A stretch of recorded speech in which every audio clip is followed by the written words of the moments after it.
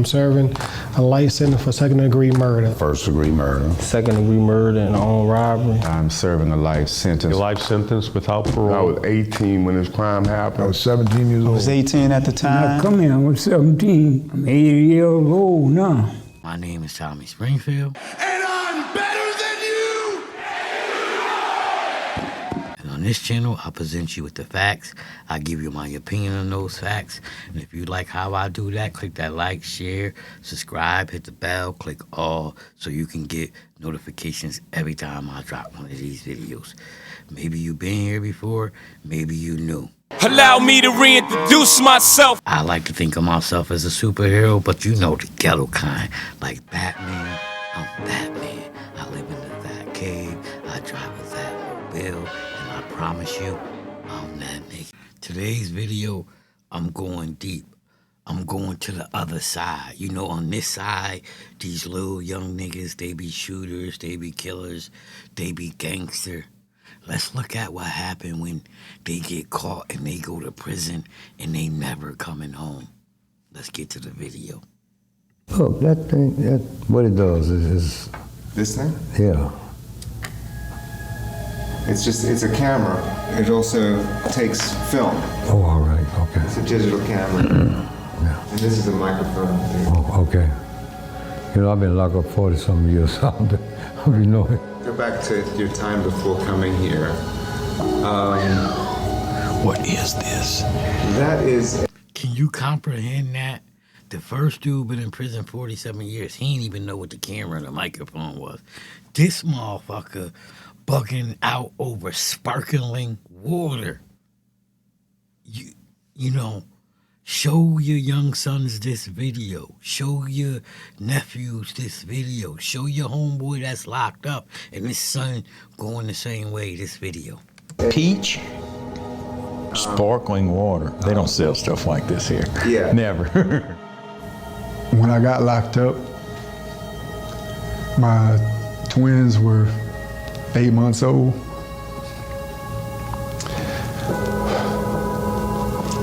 And that was the last time I saw them.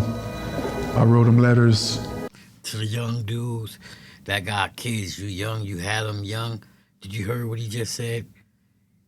When he got locked up, he had kids that was 8 months old. That was the last time he seen them. He said he wrote them every day for 20 years, but that was the last time he seen them. Like every week for the first 20 years I was here. And by this time, now they're all adults. So I figure it's time for me to stop trying. How could you take a 19-year-old person and just take the worst decision he ever made and hold him responsible for it for the rest of his entire life and not even consider that? He may have changed. He was a thug on the streets 24, 25 years ago, and we're angry at that person, not realizing that that person no longer exists. Actually hasn't existed for like over 20 years. These men are serving life sentences at Angola prison in Louisiana. They don't have the possibility of parole. I'm serving a life sentence for second-degree murder. First-degree murder. Second-degree murder and armed robbery. I'm serving a life sentence. A life sentence without parole. I was 18 when this crime happened. I was 17 years I old. was 18 at the time. I come here, I was 17. I'm 80 years old now. Do you hear that shit? When he got there, he was 17 years old. He's 80 years old. You see how much time they got him locked up? 63 years, if my math is correct. If it's wrong, I'll be all right. But that's crazy when you think about it. What crime could he have done that he deserved to be in prison for 63 years? The justice system is really fucked up down there in Louisiana, but I know you ain't come here to see me talk.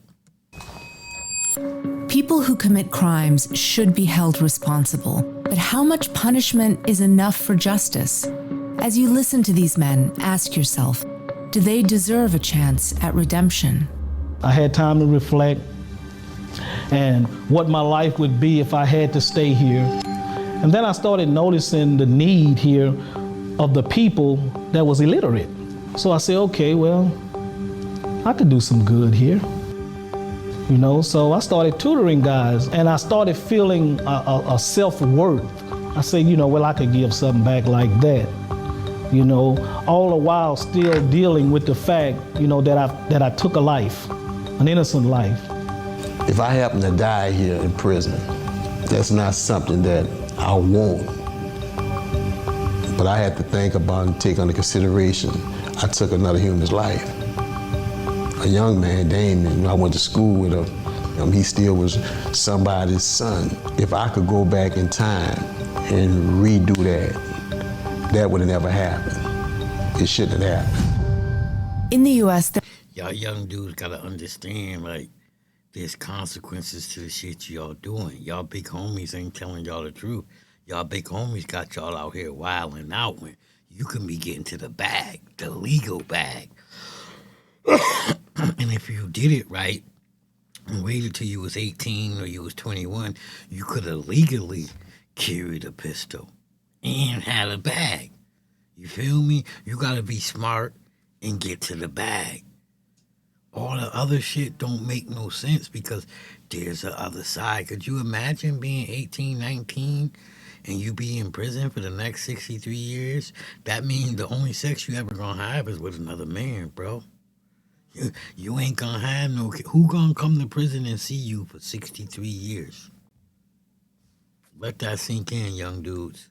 there are more than 50,000 people serving life without parole, 70% of whom are black. If you come here young, well, prison provides. So you never have to be responsible if you don't want to. It's hard to mentor in prison because prison isn't set up for you to bear the stress of responsibility and to grow from that. So, you have to kind of seek it out your own.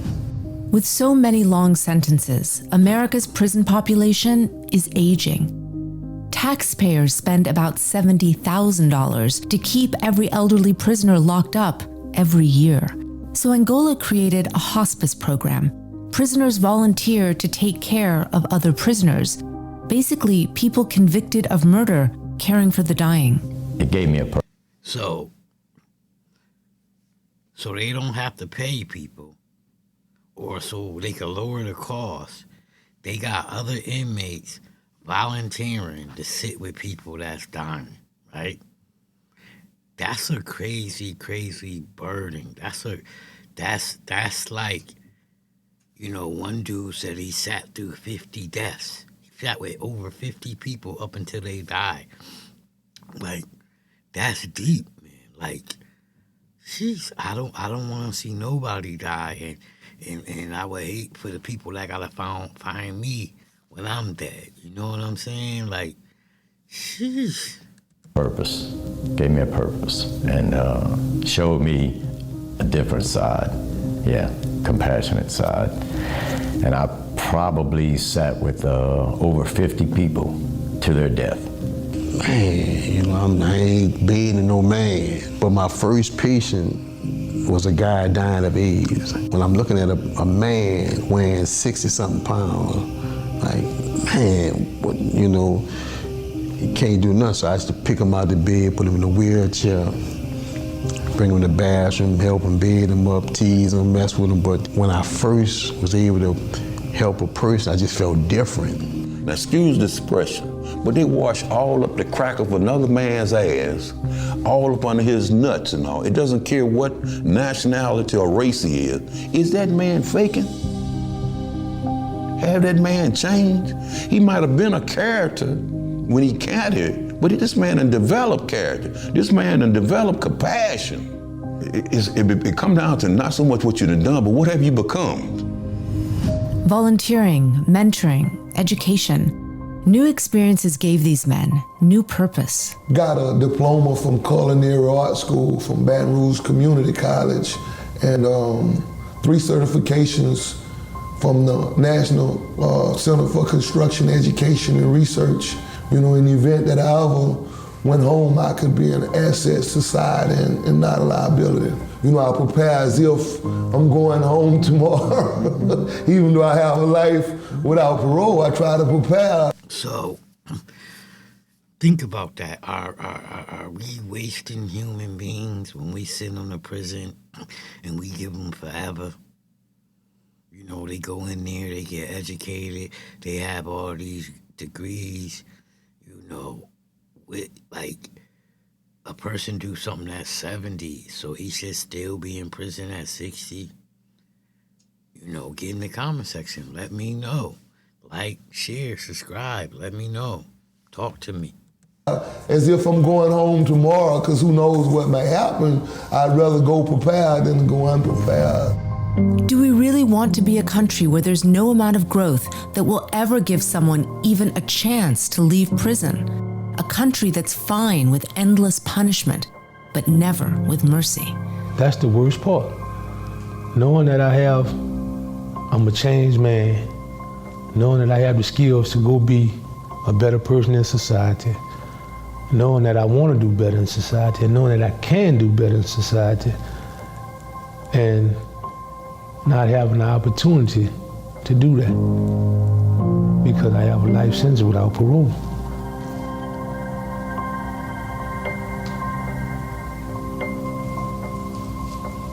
And I know there's gonna be people that say, oh, you should have thought about that before you did the crime, you should have did this. That's easy to say, man. I grew up in the hood, I grew up in the ghetto. I ain't personally killed nobody. But I got a saying. I grew up with the pimps, the killers, the drug dealers, the whores, the drug users, and I survived that shit. You know what I'm saying? But people say, well, how you survive? I wasn't a wolf. I wasn't a shark.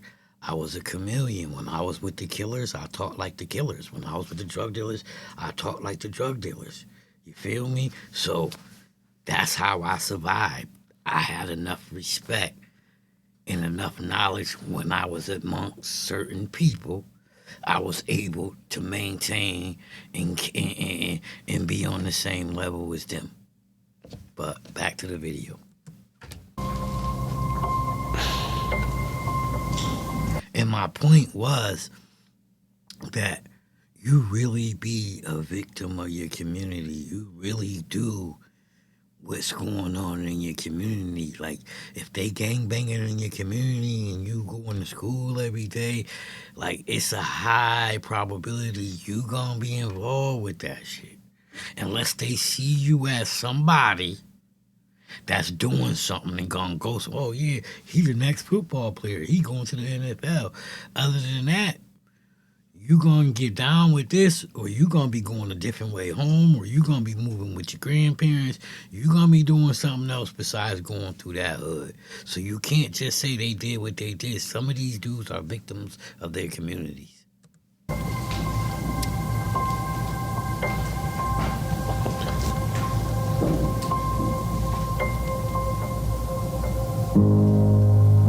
It's hard. But we have a solution. Second Look reforms would offer a chance at parole for those who have transformed themselves and who've already served a significant portion of their sentence. To be fair, there may be lifers who haven't grown, but for the many who have, they deserve a second chance. Ask yourself, when you were 16, 17 years old, are you the same person? Did you even think the same way you did now? No. That's human nature. People change. If rehabilitation is a process, there should be an end to it. You get to a certain grade level and there's not, high school and college and, you could pursue undergraduate and then graduate studies. There's none of that. It's just life sentence. A few states have implemented changes in the criminal justice system, including Second Look reforms, and some of these men have actually gotten out. But they're only a small fraction of those serving life without parole. Now, if you're concerned they might harm someone else, less than 3% of lifers who are released are rearrested. And when they are, it's frequently for a technicality, not a violent crime. In other words, lengthy prison sentences don't improve public safety. Over time, Americans could save billions of dollars if some of these older reformed men are set free. I've been here longer than I've been with my family.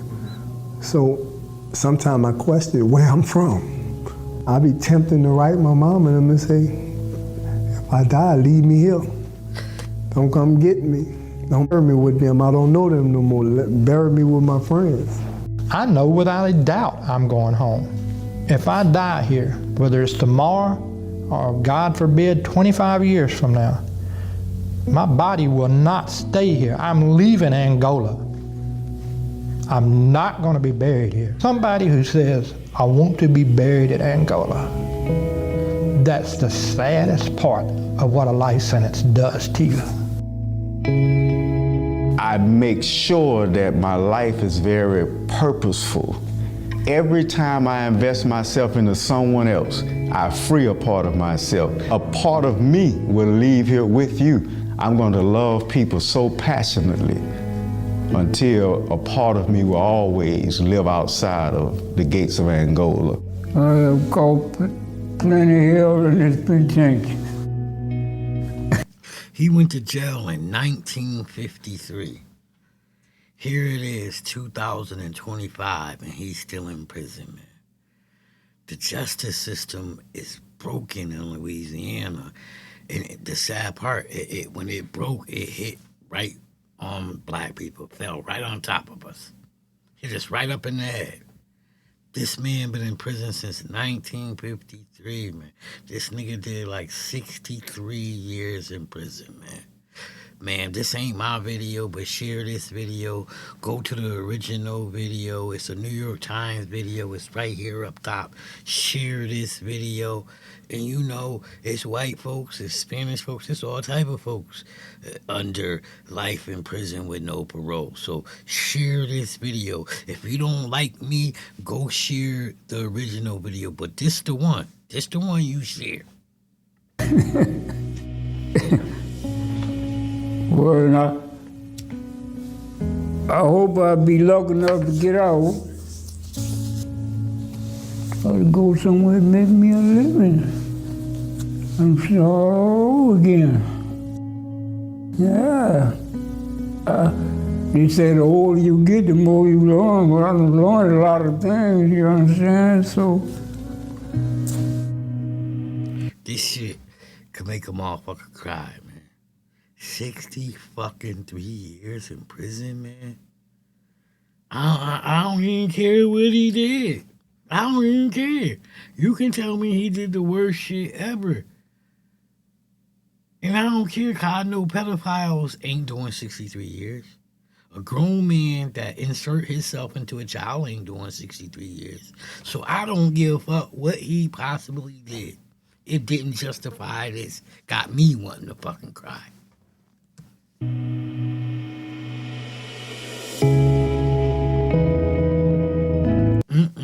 He died in there, man. He served 66 fucking years. That's crazy.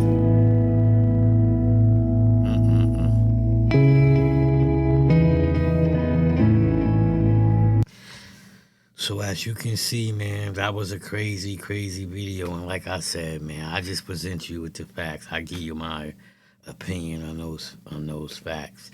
On those facts. If you like how I do it, man, click that like, share, subscribe, hit the bell, click all so you can get notifications every time I do one of these videos.